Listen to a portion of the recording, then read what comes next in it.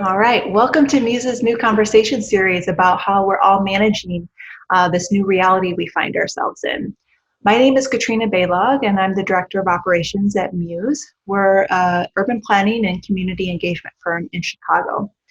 Since the COVID-19 pandemic began, we've all experienced significant changes in our work and our home life, and we're all adapting to new rules and new ways of doing things. Our firm, Muse Community Design, has been working from home since mid-March. We've all dealt with lots of ups and downs over the last couple of months, and we're curious to find out how our friends and colleagues are doing in their lives, both personally and professionally. We hope that in having honest conversations about what we're all experiencing can help one another get through this time. Our first guest is Sara Dinges. She and I both have 3 young children. She's the Executive Director of the Andersonville Chamber of Commerce. The global pandemic is hitting the restaurant and service industry really hard right now. Retailers have been forced to close, and they're all struggling to navigate relief programs and change their business model to survive the shutdown.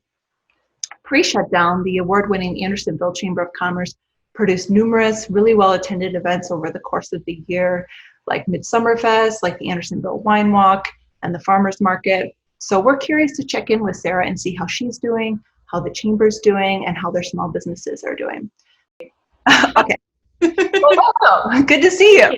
Nice to see you too. My first question is, how are you doing today? I feel like we always, now I add the today, because I don't know about you, but for me it's, day by day is a little different. So how are you feeling today? That's a great question. I feel like I keep saying I feel okay. Yeah, I feel like today and every day I feel a mixture of overwhelm, and I think also I have moments of optimism and hope as well. So yeah, I would say today is similar to that. There are good moments and not so good moments. Yeah, well, I'm glad to hear you're feeling like some moments are where you see a hope for the future and optimistic for the future. So what is it about that are you hopeful and optimistic about? Yeah, I think that I just, hot off the press, just finished watching the mayor's press conference that announces June 3rd as the reopening date for the city of Chicago. And I think that we as a city and as a city of communities have so much work to do to continue to keep our city and our community safe, to continue to social distance. But I think just knowing that date, knowing that we're entering the next phase, knowing that progress has been made and that we are continuing the flattening of the curve and hopefully a decrease, I think that feels like after what we have been through the past 10 weeks now, I think that there's not, I don't know, it probably feels a little bit too optimistic to say a light at the end of the tunnel, but that we're like moving through the tunnel. So I feel like that gives me hope. Yeah, I was going to say, at least it feels good to have a date. I hadn't heard that press conference. I had known early June, so it's nice to know like something to kind of work towards or think about. I think part of, at least for me, some of the struggle has been like, when is this time going to end, or how is this going to end, and not knowing when you might go back to work or when the kids might resume some normal activities or anything like that. It's like you're kind of living in limbo for such a long period of time. And I know for a lot of small businesses, they've been having to adapt to like change their whole business model and navigate relief programs. In the intro, I was talking a little bit about how the Andersonville Chamber produced so many events and did awesome marketing campaigns for your, local retailers on Clark Street. I'm wondering how the Andersonville Chamber has changed, how you're supporting businesses during this time as opposed to what you were doing before, which was a lot of really like marketing and events heavy. Yeah, it's a great question. So I think that our support of our small business community, it's always been strong, but it's been really behind the scenes work. So it's not always like the most fun thing that we like send out an email about to the general public.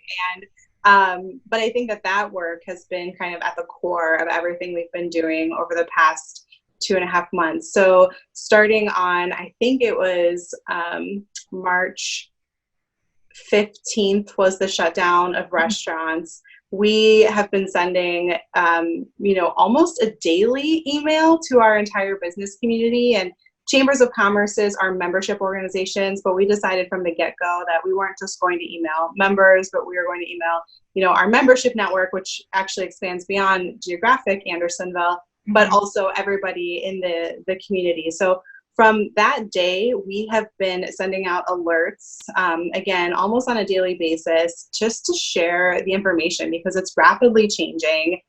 There's always new information to share. And I think that in this time, information is power. We've also been having calls every single week by sector of our membership. So food and beverage, retail, and health and wellness, to just kind of drill down to the most critical things that are impacting each business sector right now and how we can help, and then also get that information to people kind of live and talking to them.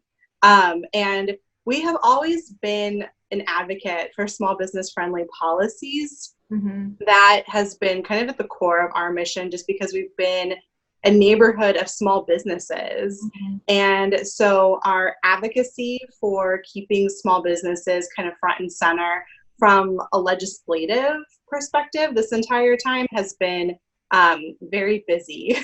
So that's, so I think just that kind of one-on-one business support, communication, but then also really communicating with our elected officials and with City Hall about what the small businesses need to survive this. Yeah, I remember those early days when like the PPP was passing, or the CARES Act and other things.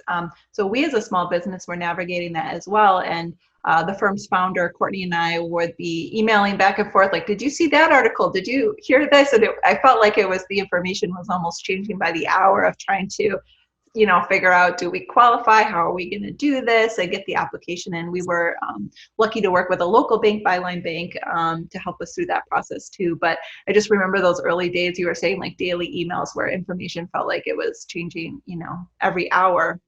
You mentioned that a lot of the core work of the chamber is the advocacy piece. And I read the Forbes article that came out a while ago about Andersonville and how the businesses are adapting. And in it, you were quoted saying that, you think that a structural change in the property tax, the way that commercial properties are taxed in Chicago, is going to be really important for helping small businesses recover. What other kind of policies or structural changes do you see that are going to be necessary to help the small business community? Sure. Well, I think just to comment on that one real quick, because I think that one can surprise people sometimes, that, commercial property tax relief or a structural change there could impact a neighborhood's fabric. And I think just so many of our commercial property owners are actually mom and pop property owners as well. They might have just a handful of buildings that are really their life's investment. And they are people who maybe, were raised in the neighborhood or still live in the neighborhood, and they get the neighborhood and they want to rent to tenants that contribute to the neighborhood and represent the neighborhood. And so for them to maintain priority to local independent businesses, that means that, they have to kind of keep their costs reasonable as well. When property taxes are skyrocketing, sometimes it can be more attractive just to rent to a national chain who comes in and says, I'm going to do all the build outs and you don't have to pay for anything. And then I'm going to also be able to pay you double amount a local independent would. And so I think that change is really important now than ever, because those property taxes get passed on to the local independent business. And they have so many payment obligations that haven't been touched during this pandemic that they're still coming up upon every single month. And so just, changing that structure and giving some commercial property tax relief, not only for the mom and pop property owners, but then passing that on to local independent businesses would have a huge impact. I think just in general, the bureaucratic structure of the city, and sometimes, it can be any city, but I think the city of Chicago has its own unique bureaucracies when it comes to small businesses. And a lot of progress has been made in this area. Mayor Lightfoot has already made progress in this area in her first year. But I think just at this time, for a small independent business owner to cut through the red tape, to minimize the bureaucracy that is needed for them, even just to do business or to pivot their business right now.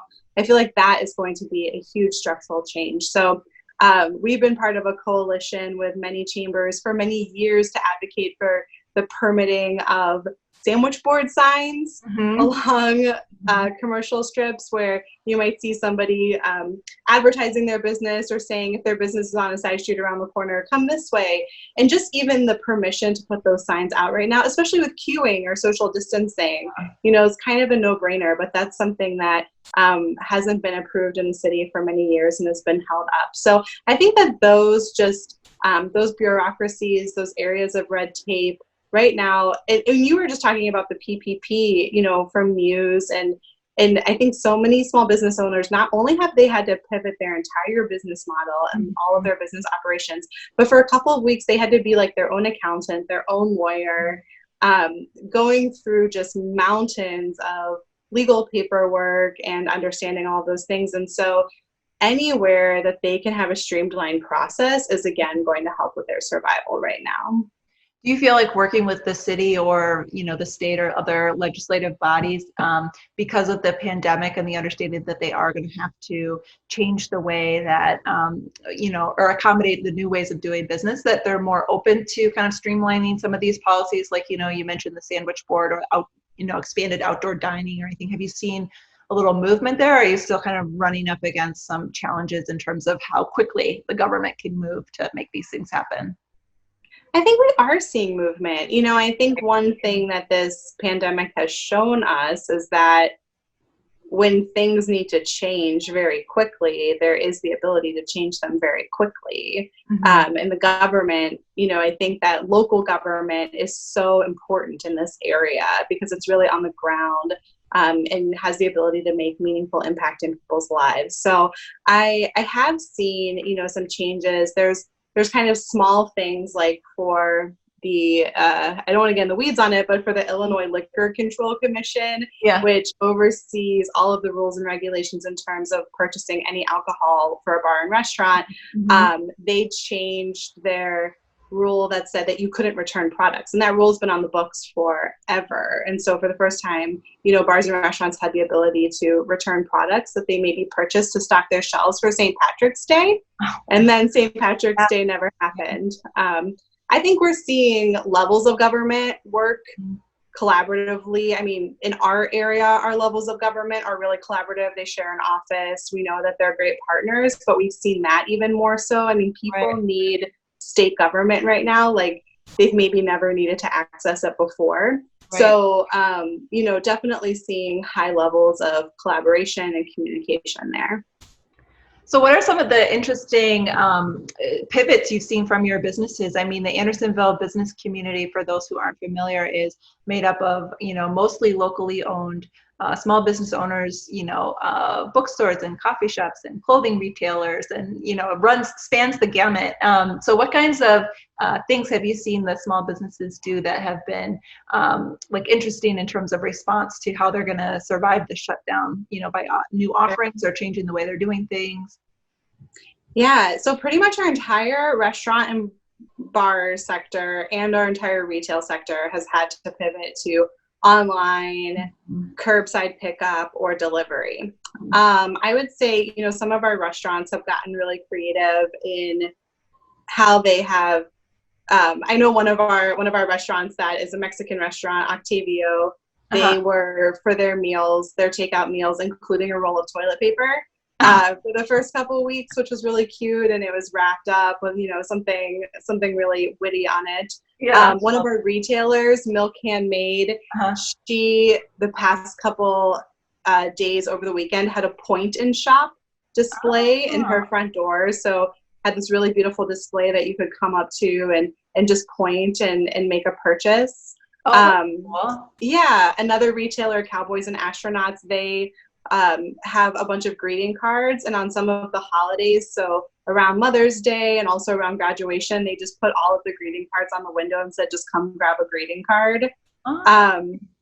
So I think, there have been a lot of innovation, and I wouldn't really expect anything different from our business community. I think, I find these small independent shop owners extremely innovative, extremely resilient. Some of them have taken the time to fix their floors and do some work in their businesses. Some of the businesses have changed to become like pretty much shipping and distribution centers right now, as they're shipping out so much, right, and doing more online sales. So yeah, there are many ways that they have pivoted, and honestly that they're going to have to continue pivoting, because the guidelines, even for phase 3, will allow some changes, but not full operation. We're not going to be going back to business as usual for a long time. right. So there'll be more of that to come. Yeah, no, it's cool to see how people can, survive and thrive during this time, and how many people in Chicago, Andersonville, I'm sure, are so committed to supporting the businesses that they love and are willing to, go out of their way to support them and see them. So it's kind of like those moments are, really nice to see how people come together in challenging times. Yeah. To support one another. One article I read from Bob Gibbs of Gibbs Planning Group was his thought that main streets are, much more well positioned than malls to survive and thrive during the post-COVID era. Some of it's structural, the way that, main streets, you walk outside, so there's more open airflow. You're not inside a mall. The kind of the creativity that you just highlighted there, that people are able to pivot, quickly. I'm just curious to see what your thoughts are kind of on the post-COVID main streets of, Chicago and or, across the states. Like, do you see them growing and thriving, in different ways? Or do you see some more challenges ahead? I see both, a bit of a mixture of both. So pre-COVID, earlier this year, we were inventorying our district as we do every year. We count the number of new businesses and the growth in different sectors. And we have reached a 95% occupancy rate in Andersonville, and that's really high. So that means that the percentage of vacancies or available spaces is 5%, and for Chicago land in general, the average is more like 11%, I believe. And so we were proud of that, because with that 95% occupancy rate, we had also had over 50 new businesses open in the last 3 years, and over a third of those have been retail. And so that's a really big deal when you hear on the radio and in the news, like the retail apocalypse. And we really have worked very hard for many, many years to curate this very special district that is rooted in local ownership. And we feel like it's created this experience that you can't get from Amazon, that you can't get online, and that you can't even really get in a big box chain anymore, that you want to come and have that walkable experience. So, I say that to say that I think the article is pointing to that there is something special about main streets, something very unique and something very tangible that people are going to want to return to. And have those experiences that are very personal. With all of that kind of good news that we had discovered pre-COVID, I even hesitate to share it in a good light, because small businesses in the nation and in the city are facing struggles that they've never seen before. And this was all pre-pandemic. Just being in an Amazon landscape, a disruptive economy, and the way things that have changed. So the challenges were really big, I think, before this, and I think they're going to be even bigger after this. But I do think that, we have something we kind of have the corner market on experiential retail and dining, just because of the infrastructure and the fabric of our neighborhood. And you can't, a big box or an Amazon, like, they can't pivot to that. We have that. We own that. That's something that you can only find in Andersonville or in one of these neighborhoods that is kind of as unique as it. So, I think that there's a lot to still be unpacked in terms of just the impact of this. Right. And what is going to be needed. In our district, we're doing a lot to prepare. So we've sanitized the whole district. We've chalked 6-foot markers in our 1.5 mile corridor. We are looking to put up sanitizer dispensers at Mhm. our intersections. So we're really prepping the district so that people can return and feel very comfortable interacting with our district and with our businesses. Yeah, that makes sense because people are, I mean, that's going to be one of the key things for people returning to businesses is people feel safe and confident in the safety precautions that Yeah. restaurant businesses are taking. Because if you don't feel confident, it's unlikely you're going to, go somewhere where you don't feel safe, in the next 12 to 18 months or what, however long this, kind of lasts. So pivoting a little bit to your team, how has your team been, working together and managing remotely? You have 5 people on your team. I know for us, we were pretty much set up to work remotely. We all had laptops, so it's a fairly easy switch there. But it's harder. You miss the kind of in-person interaction that you get for just a quick shout across a desk, or hey, what do you think about that? The kind of collaboration that happens, the small moments every day, work, but then also personal team building and seeing your colleagues at work. One thing we've done is on Friday we have a happy hour, virtual happy hour, where we don't talk about work too much and mostly just kind of check in and see how we're doing. But I'm curious to know how you guys are doing as a team. Yeah, so we have an amazing team, and I know everybody feels And that about I know your team. You guys are great. we have an amazing team: David, Joelle, Laura, Heather, and myself. And we like each other a lot. We like working with each other a lot, and we all like to work. And so I think this has been hard. I think that such a core component of our work is being together, being in the district, being with our businesses. If a business needs something from the chamber, sometimes we just like run to that business and engage with them right away. And so I think just not having that in-person ability as a team and in the work that we do, I think it's been really sad and really, really hard for us. I've kind of joked with them all that, like, if I had known that week we were together, like that last week we were together, right. was going to be the last week we were together for so long, and that we are going into like months and months of like no Midsummer Fest and no events and, just everything kind of being in upheaval, I don't know, I think I would have taken a moment to like spend more time with them and reflect and probably make a speech that they don't really want to hear, coming from me. But I think just it's sad. It's sad to think about, we were together, had no idea what was coming. And then at the drop of a hat, like we weren't together. So with that, I mean, to use the overused word right now, we've pivoted for sure. We have Zoom check-ins multiple times a week, and very, very quickly, I think just tried to prepare ourselves so that we could remain as accessible as possible to our businesses. Yeah. Yeah, I was going to say, like, I remember, mid-March when it looked like, we were going to get the stay-at-home orders, thinking in my head, like, okay, well, this will be like 2 weeks, 3 weeks, something like that. We'll work from home and then we'll resume. Like, I just couldn't anticipate what this was really going to mean, this total shutdown, the length of time, and how it was going to impact all sectors of our economy. Because, yeah, it just wasn't on my radar, right? That like something this of the scale, would happen. And so it's been, like kind of a shock, because when we all left, like you said, we probably thought like, okay, we're going to do this for a little bit and then we'll be back. But that was really the last time we were all together as a team. And now everything has changed, Yeah. and how to manage that. I think we'll all be able to say that we remember where we were the first time we heard the phrase social distancing. Yeah, right.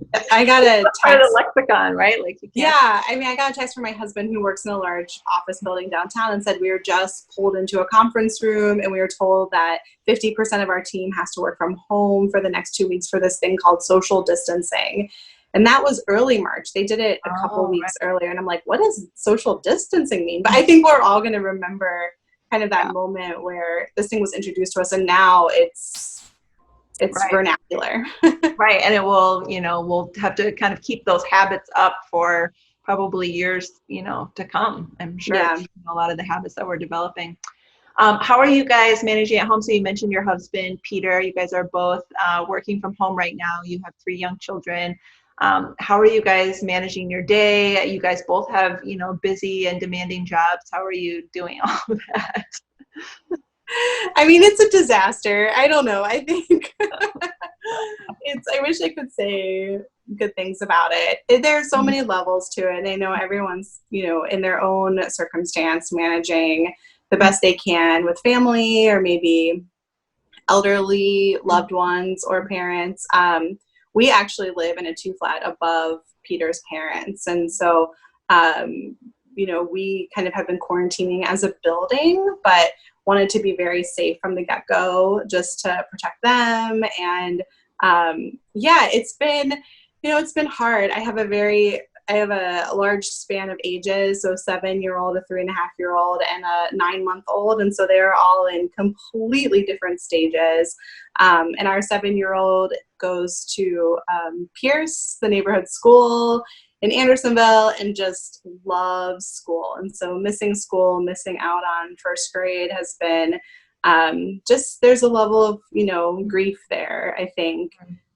So it's been hard. I think we take it one day at a time and try to get through that day. And I think also it's interesting because I think we also feel like we're working not harder or more necessarily, but a little bit, we've had to change everything about the way that we work. Mm-hmm. And even the programs that we're working on, they're things that I didn't even know existed maybe 3 months ago. It's like learning completely new tools, learning completely new content area. And so I think even just that, usually we would do that within the confines of like an office space or some sort of structure. And that hasn't really been possible. So I think that's what's, I've been trying to identify like what is it about this that has been so challenging? And for me, I think it's like this constant mixture of childcare and work. So I might do an hour here, an hour there during the day, but I really miss that uninterrupted time to think at work. Like it is very hard to, pivot from dealing with whatever the current need of the moment is from the children to then thinking about work and getting in that mode and, typing in, responding to emails or whatever, and then quick, pivot back. It's like that constant back and forth is for me like tiring, and it's kind of just the sense of fatigue is sent in that it's not that I have a chunk of time during the day that I can focus on work. And then when I come home, I can focus on that. It's like my attention is divided throughout the whole day. And, working later into the night, after the kids go to bed, that's a decent time for me because, it's uninterrupted, but that just means that, you're thinking about work from when you wake up to all the way, at night. And so I think that constantly dividing your attention is just kind of over time, like tiring. At least that's how I feel about it. Yes. I very much look forward to a time when I can go back and have a set of time during the day where I can be thinking about work and then coming home and focusing on that. It does kind of change your perspective, right? Being a working mother before, I'm sure you felt at times like, oh, it's hard to juggle and balance everything. And now I'll be like, oh, this is so, when I go back, I'll be like, oh, this is really nice. Yeah, right. Well, I think those were kind of my questions. I did have, just in terms of kind of wrap up is what kind of advice or words of encouragement do you have for, people who are in the throes of parenting and working, maybe specifically in the planning field or working with small businesses? Do you have anything to share? Yeah. That's a great question. So I would say just the way I am wired, it's very hard for me to stay present. I'm always kind of like on to the next thing, thinking about the next thing. What's the next goal? What do we need to do next? And I feel like in this season, it's been very important to just hold presence and kind of, I think what we have tried to do as a team at work and what I've also tried to do personally is try to be really comfortable in the balance of like being ready for the future, but not too tied to the future and kind of managing expectations of what the future could look like. And I think that that's really hard for planners. I think that we really like to work with like grids and street corners that make sense. And we want to like say, we want to make sense of everything, right? We want to make everything better, but we also want to like make sense of it. And this is really hard to make sense of. We really can't yet. We still don't even know all the facts, and everything's changing. We don't know what the future is going to hold entirely. And so I know that was kind of a bit of a ramble, but I feel like what it's leading me to say is that I have felt like it's been very important to both be super fluid and flexible in all the work that we're doing, while still saying it's important to plan for the future, even if that needs to change. And that, like, striking that balance and holding kind of that tension between the now and what's to come, I think can be really hard, but I think is like so important right now. I mean, something might happen in the next week that we have to like pivot our programming again to serve our businesses in a new way, or like do something different in our district. And we just kind of have to be ready for that. And that, I think, feels difficult because you want to put a plan in place and say like, no, we have to stick to the plan. This is the plan. Right. And I think that's just going to be nearly impossible in the near term future. So I've been encouraging our team to do that, to stay really kind of flexible and nimble in our work, but also to like map out what we can in terms of preparing the district, changing our programs, supporting our businesses. So, and I feel like that's just been helpful for me personally. Well, I was going to say, I think that's good advice personally too. Like if you are someone who has children at home, you have to try to envision different scenarios and what you might do, but you don't know if, it sounds like for most people, like summer camps are off the table and childcare is changing, but you have to live in that space of like, okay, we're going to plan with what we know, but we know we're going to have to change on a dime because, things could come up that we weren't anticipating. So just being kind of living in that tension can be hard, but if you accept it, hopefully it can help, make it a little easier. Good advice. Yes. All right. Well, I won't keep you too long. Thank you so much, Sarah. It was really good to check in with you and just hear about everything that's happening in Andersonville and the good work that you guys are doing. I think, from what I know about your chamber work, you guys have really set the stage to be able to respond in such a way. So having a strong team, having the relationships with the businesses puts you in a position to respond quickly to this. And it looks like you guys have. So that's really great to see. Yeah, and it was so good to see your face. Yeah, I know, right? Okay, well, we'll talk later. Bye, Sarah. All right, bye, Katrina. Take care.